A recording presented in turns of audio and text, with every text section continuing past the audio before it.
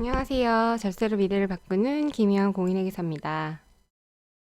오늘은 부가세법 세금계산서, 세금계산의 구조에 대해서 알아보려고 하는데요.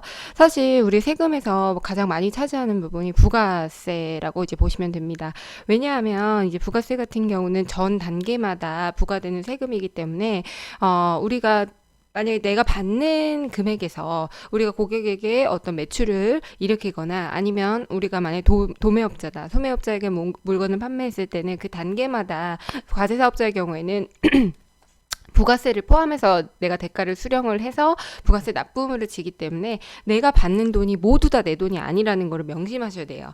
그래서 그 중에서 항상 10% 정도는 저는 부가세 통장을 만들라고 권유를 드리는데 10% 정도는 이제 부가세 통장을 만들어서 미리미리 돈을 준비해 두셔야 되거든요. 그래야지만이 이제 부가세에 문제 없이 대응을 하실 수가 있고요. 그래서 부가세법상의 그 납세 의무를 이행하는 게 굉장히 중요합니다. 그래서 일단은 부가세법상에 전에도 말씀드렸었는데 사업자 같은 경우는 크게 두 가지로 나뉘어요.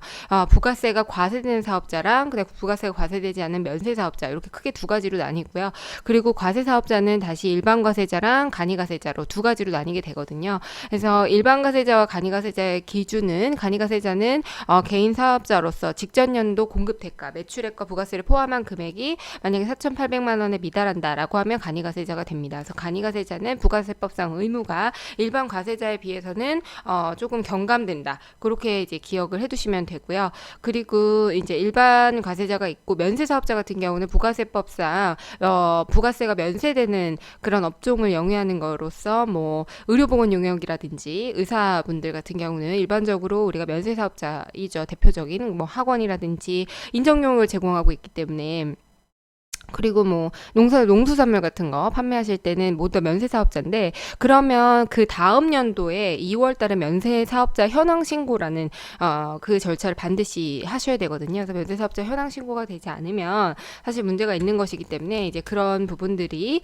이행되어야 된다라고 기억을 해두시면 되고 그래서 부가세법상의 그 과세 구조에 대해서 말씀드리려고 해요. 면세 사업자는 부가세가 과세대가 되지 않기 때문에 그 2월 달에 면세 사업자 현황 신고만 하시면 되지만 우리가 일반 과세사업자에는 일반 과세자랑 간이 과세자가 있는데 일반 과세자 같은 경우는 이렇게 보면 공급가액에서 10% 매출세액에서요. 그리고 매입세액을 차감하시는 거예요. 그래서 매출세액은 이제 우리 공급가액의 10%가 부과가 되시고 공급가라고 하는 거는 우리가 받는 대가 있잖아요. 대가에는 뭐 부가세가 포함되어 있을 수도 있는데 포함되지 않을 수도 있죠. 그래서 판매가 만약 부가세가 포함되어 있지 않다면 그 판매가가 공급가가 될 거고요. 만약에 부가세가 포함되어 있다라고 하면 거기서 10%그 포함되어 있는 그 금액을 저희가 매출세액으로 반영을 해주시면 됩니다. 그리고 매입세액 같은 경우는 우리가 세금계산서를 수취한 어떤 물건 대금을 구입했는데 세금계산서를 발급받았다라고 하면 그 세금계산서들을 모아서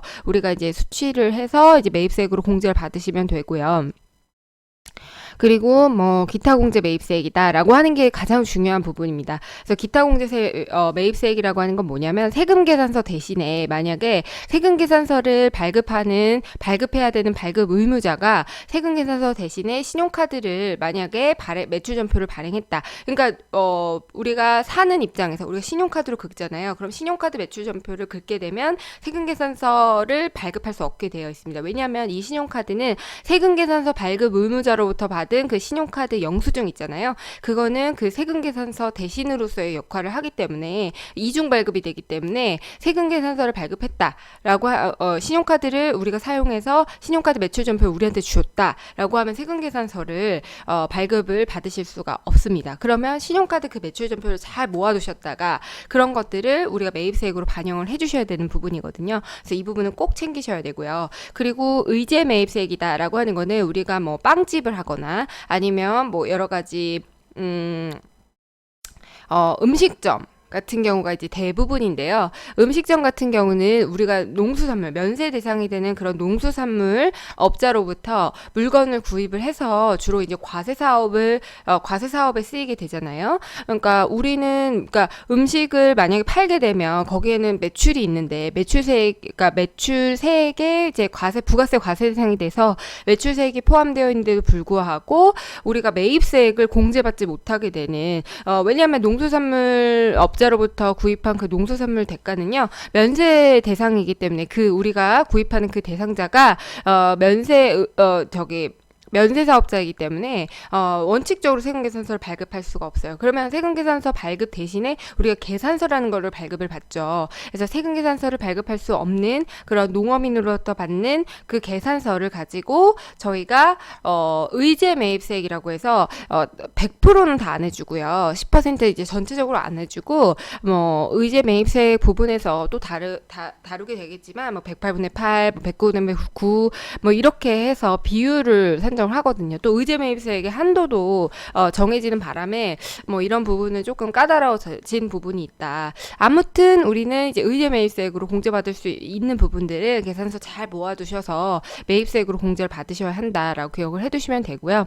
그리고 이제 재고 매입세액이라든지 뭐 변제 대손세액, 그 다음에 외국인 관광객에 대한 환급세액 뭐 이런 것들이 있고요. 그래서 우리가 모든 이런 세금계산서 수치분을 다 더한 다음에 이 중에서 받을 수 없는 불공제 매입세액이라고 있어요.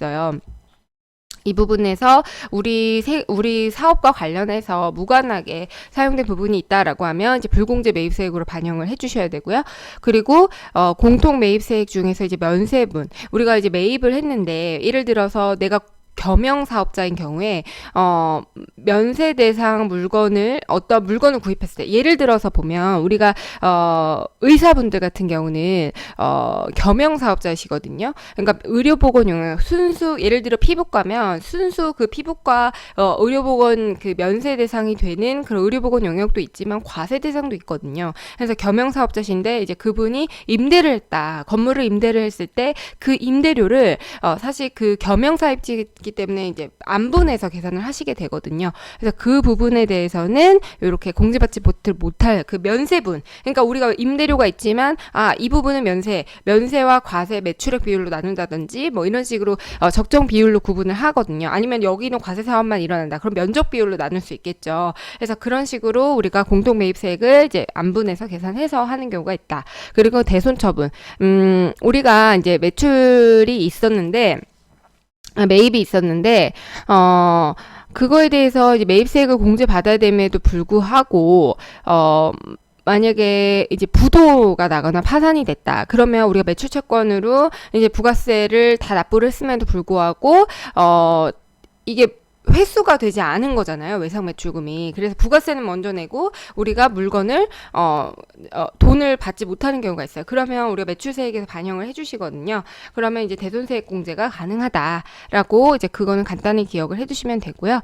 그리고 이제 경감공제세액에서 신용카드 발행 등에 따른 세액 공제, 예정고지세액, 우리가 1기와 2기 각각 중간에 4월 25일, 10월 25일 날 각각 전기 부가세 분에 대해서 2분의 1만큼 예정고지세액 지금 이번 주에 다 납부하셨을 거예요. 그래서 그 금액을 이제 미리 낸 돈이기 때문에 우리 국가에서 매출은 크게 변동이 없다는 가정하에 2분의 1로 해서 저희한테 부과를 하거든요. 그래서 그 부분을 빼주고, 그리고 신용카드 등 발행세액에 따른 공제, 만약에 영수증을 발급하는 업종에서 그러니까 주로 소비자 대상 업종이죠. 그래서 매출 누락이 많은 곳, 그런 곳에서는 우리가 만약에 신용카드를 발행했다, 그러면 거래의 투명성을 이제 증진시켰다라고 봐서 신용카드 등 발행세액 공제 이렇게 하시게 되는 거거든요. 그리고 뭐 가산세 등을 더해서 납부세액을 계산하게 된다. 그리고 그 다음에 이제 간이가세자 세금계산 구조를 보면 굉장히 심플하죠. 이만큼 사실 사업자 등록 없이 우리가 하시는 분들이 많으신데, 사실은 간이가세자로 처음에 시작을 무조건 하시면, 그러니까 시작을 하실 때는 간이가세자로 시작을 하실 수 있거든요. 그래서 간이가세자로 무조건 시작을 하시면 사실 유리하다, 이렇게 보실 수 있고요. 그래서 매출세액에서 공제세액을 빼서 우리가 이제 가산세를 더해서 이제 납부세액을 계산하는데, 이때 이 매출세액에는 이제 부가가치율, 업종별 부가가치율을 곱해서 계산을 해요. 그래서 업종별 부가가치율이라고 하는 거는 이런 식으로 계산을 하게 되는데 공급대가에서 업종별 부가가치율 곱하기 10% 이렇게 되고요. 그리고 공제세액은 매입 세금 계산서 등 수치세액 공제. 그러니까 매입 세금 계산서 보면은 이제 우리가 부가세 매출세액에 이제 부가율 곱한 만큼 저희가 세금을 내면 되잖아요. 그만큼 돌려받을 세액, 매입세액 같은 경우도 부가가치율이 곱해져서 저희가 돌려받게 됩니다. 그리고 신용카드 등 간이과세자가 만약에 신용카드 등을 발행을 했다. 소비자를 대상으로 하는 소매업이나 뭐 음식점업이나 뭐 이런 곳에서 신용카드 등을 발행했다. 주로 소비자 대상 업종, 뭐 소매업, 뭐 음식점업, 숙박업 뭐 이런 것들이 있어요. 그래서 그런 것들을 신용등 발행에 따른 세액공제 500만 원 한도로 이거는 더 자세하게 그 부분에서 다를 거고요. 그리고 아까도 말씀드렸듯이 음식점 같은 경우는 면세 농산물 같은 거에 대한 의제 매입세 공제를 많이 해준다라고 기억을 해두시면 되겠습니다. 그러면 오늘 강의는 이만 여기서 마치도록 하겠고요. 부가세 같은 경우는 굉장히 중요한 부분이니까 잘 기억해 두셨다가 세금을 잘 절세를 하시길 바라겠습니다. 그럼 감사합니다.